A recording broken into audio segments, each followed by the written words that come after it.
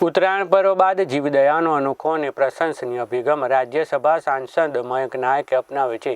પતંગ મહોત્સવ દરમિયાન વપરાયેલી ચાઇના દોરીથી પક્ષીઓને માનવ જીવનને થતી નુકસાનને ધ્યાનમાં રાખીને મયંકભાઈ નાયકે કુલ 800 કિલો વેસ્ટ દોરી ખરીદી હતી। મયંકભાઈ નાયકે 150 રૂપિયા પ્રતિ કિલોના ભાવે આ વેસ્ટ દોરી ખરીદી હતી, જેમાં મોટાભાગે ચાઇના દોરીનો સમાવેશ થાય છે।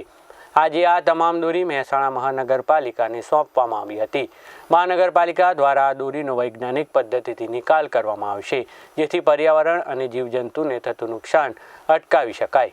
આ પ્રસંગે મનપા કમિશનરે જણાવ્યું હતું કે ચાઇના દોરી પર સંપૂર્ણ પ્રતિબંધ મૂકવા માટે મહાનગરપાલિકા કડક અને અસરકારક નિર્ણય લેશે। તેમણે ઉમેર્યું કે આવા પ્રયાસોથી સમાજમાં જાગૃતિ ફેલાશે અને લોકો પર્યાવરણ તથા જીવદયાના મહત્વને સમજશે। આ કાર્યક્રમમાં જિલ્લા ભાજપ પ્રમુખ ગિરીશભાઈ રાજગોર, ધારાસભ્ય મુકેશભાઈ પટેલ, અમૂલ તથા દૂધસાગર ડેરીના ચેરમેન અશોકભાઈ ચૌધરી તેમજ મનપા કમિશનર સહિતના અગ્રણીઓ ઉપસ્થિત રહ્યા હતા।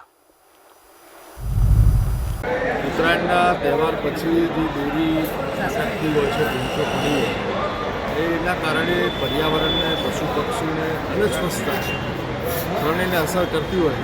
ગઈ સાલ પણ અમે આ પ્રકારનો પ્રયોગ કરી 100 રૂપિયા કિલો દોરી ખરીદેલી। આ વખતે અમે 150 રૂપિયા કિલો ખરીદી છે। લગભગ 1000 કિલો જેટલી દોરી અમે આજે લોકો દ્વારા આપી દઈએ અને એકઠી કરી।